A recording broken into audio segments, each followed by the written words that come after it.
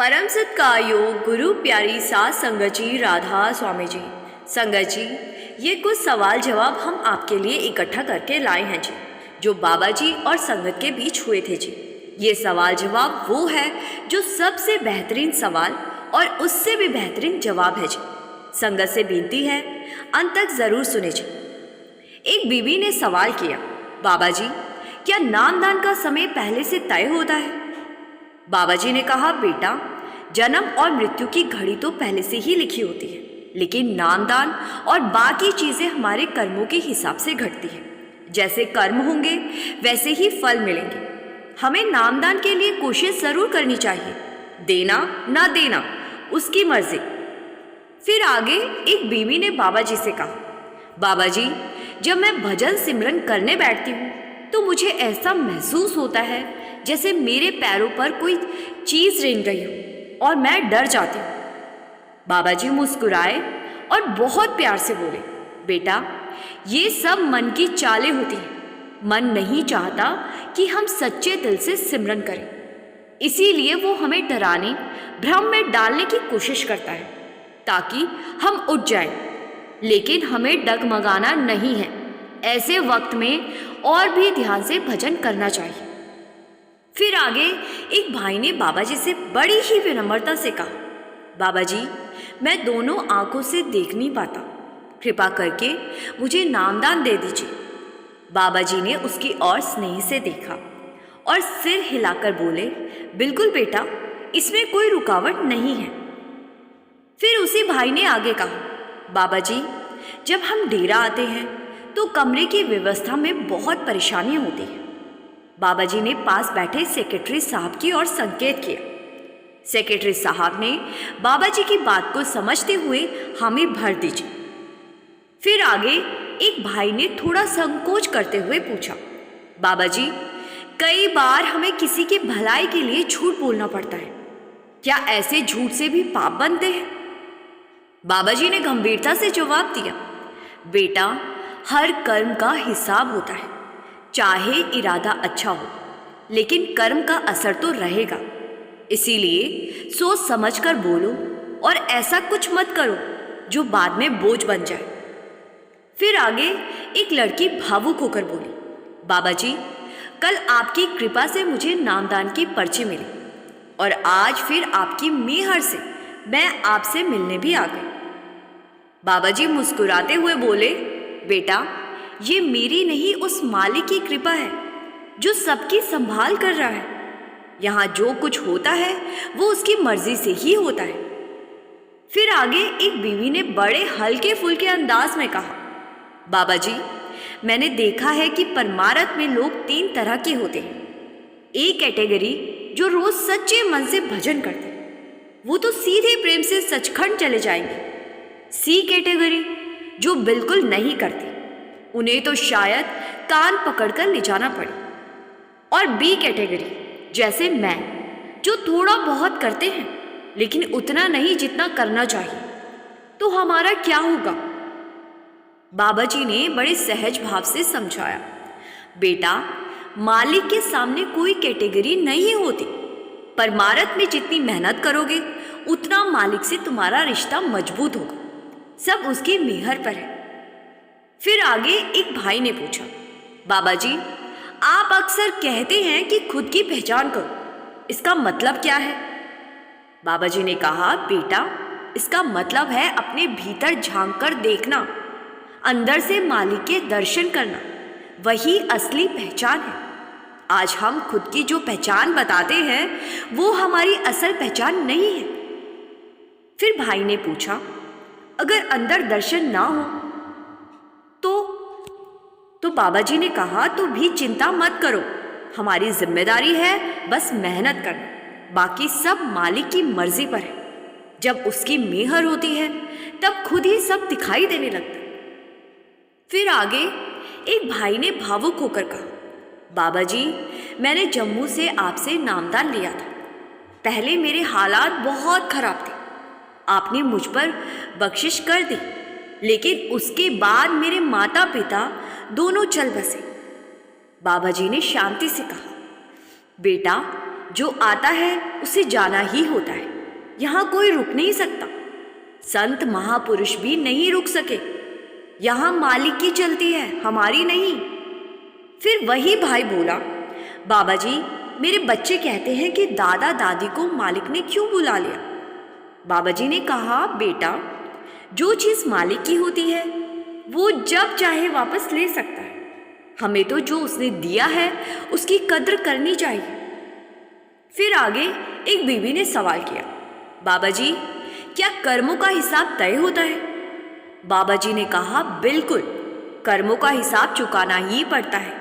देवी देवता भी इससे नहीं बच पाए, इसीलिए सोच समझकर कर्म करने चाहिए। ऐसा कुछ मत करो जो बाद में बोझ बन जाए। इतिहास में हमने देखा है देवी देवताओं को भी हिसाब देना पड़ा था, तो हम क्या चीज़ है। फिर आगे एक भाई बोला, बाबा जी मैं पीरों की दरगाह पर जाकर सेवा करता हूँ, लेकिन अब मैं आपसे नामदान लेना चाहता हूँ। बाबा जी ने कहा, बेटा सबसे ऊंची सेवा तो भजन सिमरन है, कहीं से भी जुड़ो। असली भक्ति तो मालिक की ही होनी चाहिए। जहाँ भी मालिक का नाम लिया जाता है वो जगह हमेशा सही होती है। इसीलिए ये आपके ऊपर निर्भर है, आपके मन को कहाँ खुशी मिलती है। फिर आगे एक भाई ने पूछा, बाबा जी मैं आपकी संगत को कैसे खुश करूं? बाबा जी ने कहा, बेटा हमें यहाँ किसी को खुश नहीं करना, बस मालिक को राजी करना है, क्योंकि वही असली रिश्ता है। बाकी सब तो दुनियावी मोह है। दुनिया कभी खुश नहीं होती और ना ही दुनिया को खुश करके हमें कुछ हासिल होगा। फिर आगे एक बीवी बाबा जी से बात करते हुए भावुक हो गई और रोते हुए बोली, बाबा जी मैं आपके लायक नहीं हूँ। बाबा जी ने बड़ी कोमलता से कहा, बेटा ऐसा मत सोचो, हम सब यहाँ मालिक के सेवादार हैं, ना कोई छोटा ना बड़ा। जो मालिक की सेवा करता है वही सबसे ऊंचा है। अगर कोई लायक नहीं होता तो मालिक उसको इंसान का जामा ही ना देता। फिर बाबा जी ने स्नेह से कहा, सदके जावा ऐसी प्यारी संगत को जिन्होंने मालिक से रिश्ता निभाया। फिर आगे एक भाई ने पूछा, बाबा जी मेरे मन में बहुत ही बुरे और उल्टे विचार आते। बाबा जी ने जवाब दिया, बेटा जैसा सोचोगे वैसा ही जीवन बनता है। अगर बुरा सोचते रहोगे तो वही तुम्हारी दुनिया बन जाएगी, लेकिन अगर दिल से अच्छा सोचोगे, मुस्कुराओगे तो सब कुछ अच्छा लगेगा। ये जो नेगेटिव सोच है ये कोई और नहीं, हम खुद ही पैदा करते हैं। इसीलिए अच्छे विचारों को रोज भीतर उतारो, वही तुम्हारा जीवन बदल देंगे। फिर आगे एक बीवी ने पूछा, बाबा जी हम क्या करें कि बेवजह की चिंता ना सताए। अक्सर छोटी छोटी बातों पर भी दिल घबरा जाता है। हम अपने जीवन को बेहतर कैसे बना सकते हैं? बाबा जी ने बहुत ही गंभीरता और स्नेह से समझाया जी कि बेटा मालिक ने हमें जो सबसे बड़ी ताकत दी है वो है विवेक, सोचने की शक्ति। पर अफसोस आज वही शक्ति हमारी सबसे बड़ी कमजोरी बन गई। जानवरों में और इंसानों में यही फर्क है कि इंसान सोच सकता है, सही गलत पहचान सकता है, लेकिन हम उस सोच का सही इस्तेमाल नहीं करते, उल्टा हर बार में चिंता पाल लेते हैं। हमें समझना होगा कि हमारे चिंता करने से कोई चीज़ बदलने वाली नहीं है। हमें तो मालिक की रज़ा में रहना है और उस पर भरोसा रखना है। फिर आगे एक बीवी ने कहा, बाबा जी सिमरन करते हुए मन बहुत भटकता है। बाबा जी ने कहा, बेटा मन की आदत ही बगावत की है, लेकिन उसको बागी हमने खुद ही तो बनाया है। रोज भजन सिमरन ना करने का कारण ही ये बागी बना है। अब हम ही इसे सुधार सकते हैं। रोज नियम से बैठोगे तो मन भी साथ देगा। जब बाबा जी मंसूरी गए थे तो उस समय एक भाई ने भावुक होकर बाबा जी से कहा, बाबा जी आज आपको अपने सेंटर पर देखकर दिल बहुत खुश हो गया। हम तो आपके सेवादार हैं। कई बार यहाँ इतनी सर्दी होती है कि हाथ पैर सुन पड़ जाते हैं। फिर भी हम सुबह 5 बजे सेवा के लिए आ जाते हैं। मेरी आपसे प्रार्थना है कि जैसे आप हमें सेवा करने का मौका देते हैं, वैसे ही भजन सिमरन में भी लगाएं। बाबा जी मुस्कुराकर बोले, बेटा, सेवा का मकसद ही यही है कि ऐसा माहौल बने जिसमें मन भजन सिमरन की तरफ मुड़े। असली सेवा तो आत्मा की है और वो सिमरन से होती है। हिम्मत करके समय निकालना हमें ही पड़ेगा। फिर आगे एक भाई ने बाबा जी से भावुक होकर कहा, बाबा जी, आपने मुझे इतनी बड़ी मेहर दी, सिमरन और सेवा की ताकत बख्शी, लेकिन मेरी एक और विनती है, मेरे परिवार पर भी ऐसी ही दया हो जाए। वो थोड़े पीछे रह गए। बाबा जी ने बड़े प्रेम से समझाया, बेटा, रूहानी राह के लिए किसी पर जोर जबरदस्ती नहीं की जा सकती। जब आप अपने घर का माहौल शांत और समझदारी वाला बनाएंगे, तब धीरे धीरे बाकी लोग खुद ही समझने लगेंगे।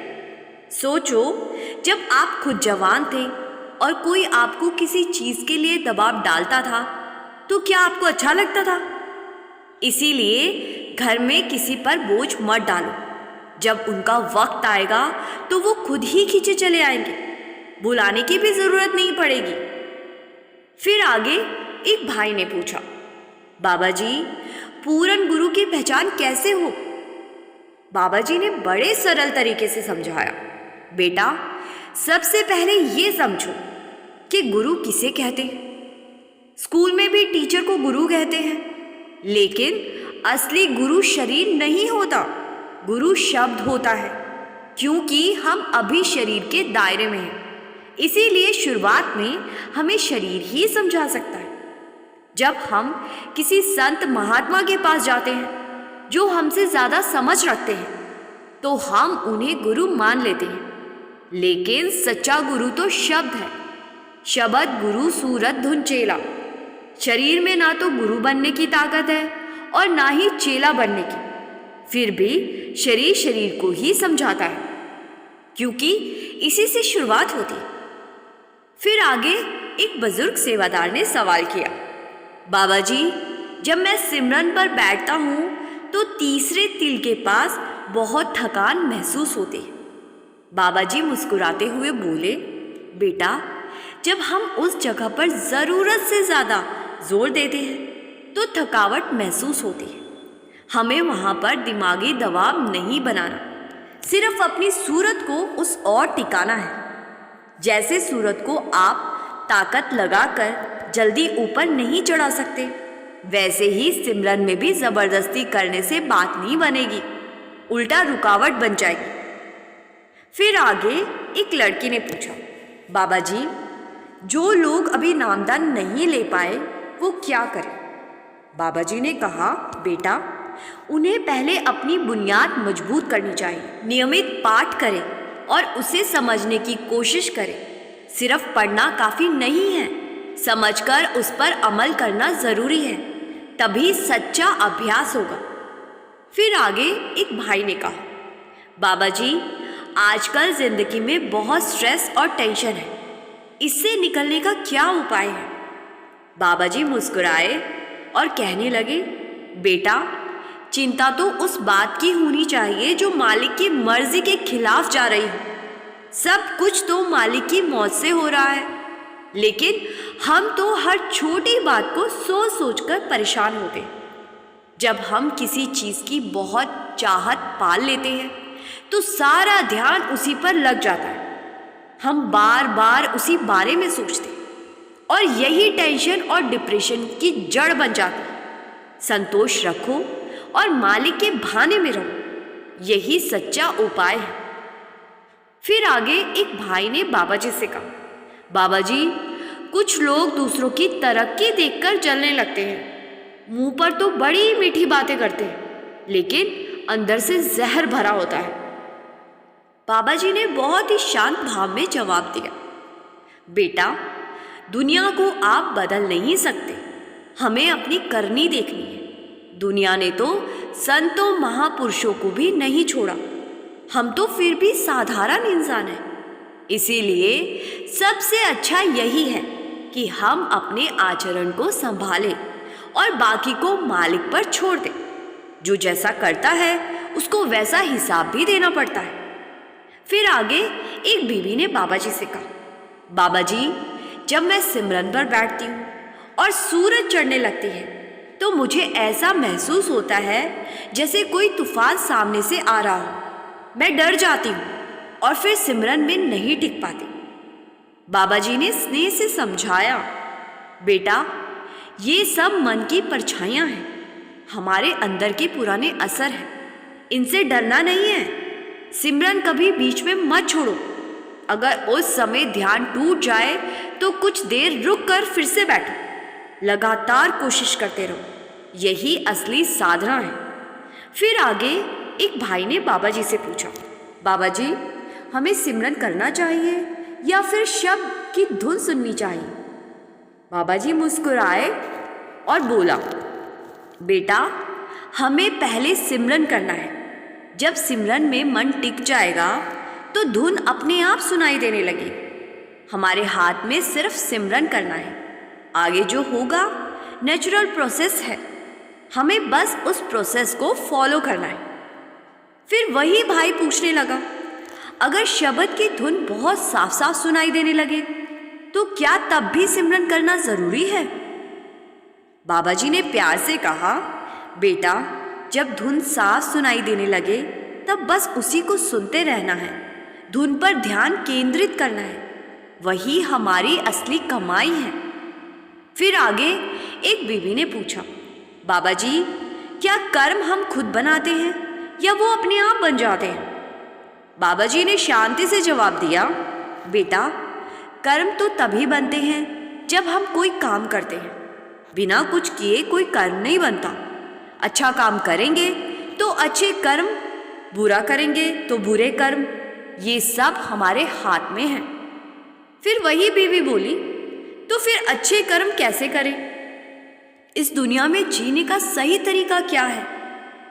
बाबा जी ने कहा, बेटा, हमें मालिक की मर्जी में रहना है। जो कुछ भी हो रहा है उसे मालिक की रजा मानकर स्वीकार करना और अपने काम को ईमानदारी से करना, यही सही तरीका है। फिर आगे एक बीवी ने कहा, बाबा जी, मेरे पति शराब पीते हैं और ना ही सत्संग में आते हैं। बाबा जी ने कहा, बेटा, किसी को भी जबरन नहीं बदला जा सकता। आप बस घर का वातावरण शांत और सकारात्मक बनाए रखो, एक अच्छा उदाहरण बनकर दिखाओ। एक दिन खुद ही उन्हें रास्ता दिख जाएगा। फिर आगे एक लड़का बोला, बाबा जी, मेरा मन बहुत बेचैन और दुखी रहता है। बाबा जी ने समझाया, बेटा, मन इसीलिए दुखी रहता है क्योंकि उसमें ढेर सारी इच्छाएं भरी होती हैं। हम मालिक से हर चीज़ मांगते रहते हैं, लेकिन हमें समझना चाहिए कि मालिक वही देता है जो हमारे लिए अच्छा होता है। मन को काबू में रखना और उसकी बातों में नहीं आना, यही खुश रहने का सबसे सरल उपाय है। फिर आगे एक बीवी ने भावुक होकर कहा, बाबा जी, मैंने आपके प्यार को बहुत संजो कर रखा है, लेकिन कभी वो प्यार बहुत ज़्यादा महसूस होता है और कभी बिल्कुल कम। बाबा जी मुस्कुराकर बोले, बेटा, ये तो मन के उतार चढ़ाव हैं। भावनाएं कभी तेज होती है, कभी धीमी, लेकिन सच्चा रिश्ता इनसे ऊपर होता है। फिर आगे एक बहन ने कहा, बाबा जी, आपसे नाम दान मिलने के बाद भी मेरा मन सिमरन में नहीं लग पाता। मेरे पति की मृत्यु हो गई थी और सिमरन करते हुए मन भटकता है। बाबा जी ने स्नेह से जवाब दिया, बेटा, जो कुछ मालिक करता है हमारी भलाई के लिए ही करता है। कोशिश करो कि भजन करते वक्त मन में विचार ना आने दो, धीरे धीरे मन टिकने लगेगा। फिर आगे एक भाई ने पूछा, बाबा जी, क्या आत्मा सच में होती है? बाबा जी ने कहा, बेटा, ये जो शरीर मिला है वो आत्मा का लिबास ही तो है। अगर आत्मा ना होती तो शरीर भी ना होता। आत्मा ही हमारी असल पहचान है। ये शरीर तो एक दिन मिट्टी में मिल जाना है। फिर आगे एक भाई ने पूछा, बाबा जी, बिना मन भटके काम पर फोकस कैसे करें? बाबा जी ने समझाया, बेटा एक समय में एक ही काम करना सीखो। आजकल बच्चे एक साथ कई काम करने की कोशिश करते हैं, जिससे मन बंट जाता है और किसी भी काम में ध्यान नहीं लग पाता। बेहतर यही है कि एक काम पूरा करके ही दूसरा शुरू करो। फिर आगे किसी ने पूछा, बाबा जी, इंसान के जन्म के बाद उसकी किस्मत बदल सकती है? बाबा जी ने कहा, बेटा, जब आत्मा इस धरती पर आती है तब उसकी किस्मत उसके कर्मों के हिसाब से तय होती है। हम अक्सर कह देते हैं कि मालिक ने ऐसा लिख दिया, लेकिन हम ये नहीं सोचते कि मालिक ने वही लिखा जो हमने अपने कर्मों से बोया था। इसीलिए हर हाल में उसकी रज़ा में रहो। किस्मत हमारे कर्मों के आधार पर ही लिखी जाती है। मालिक अपनी तरफ से कुछ नहीं लिखता। फिर आगे एक लड़के ने कहा, बाबा जी, मेरा दिल तो बस ब्यास में ही लगता है। बाबा जी ने कहा, बेटा, विचार करने वाली बात यह है कि ब्यास में ऐसा क्या है जो हमारा मन इस तरफ खिंचता है। बात माहौल की है। जैसा माहौल बनाओगे वैसे मन लगेगा, चाहे तुम कहीं भी हो। फिर वही लड़का बोला, बाबा जी, मेरे मम्मी पापा और बहन विदेश में रहते हैं, लेकिन मुझे बाहर नहीं जाना। बाबा जी हंसते हुए बोले, यहाँ तो सब यही कह रहे होते हैं कि कैसे भी विदेश का वीज़ा लग जाए, और तू कह रहा है कि जाना ही नहीं। ये सुनकर संगत हंसने लगी थी जी। संगत जी, ये सवाल जवाब अलग अलग कार्यक्रमों में से इकट्ठे किए गए हैं जी, जिससे कि संगत सीख सके और आगे बढ़ सके जी। कमेंट में राधा स्वामी ज़रूर लिखिए जी, और संगत के अपने इस चैनल को सब्सक्राइब कर इस चैनल का एक हिस्सा ज़रूर बने जी। गुरु प्यारी सात संगत जी, राधा स्वामी जी।